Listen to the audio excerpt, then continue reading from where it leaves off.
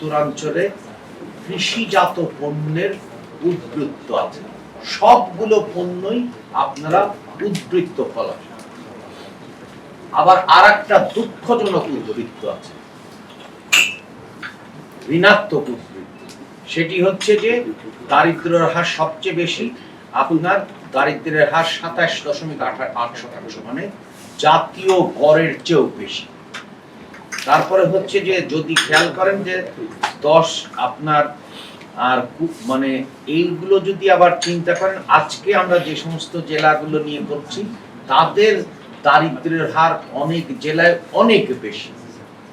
আমি পরিসংখ্যানে যাব না, কারণ আপনারা সবাই সেই পরিসংখ্যান অবগত। দ্বিতীয় এই ঋণাত্মক বিষয়টি হচ্ছে যে জাতীয়ভাবেই গত 17 বছরে ফ্যাসিবাদী আমলে বেকারত্বের হার বেড়েছে।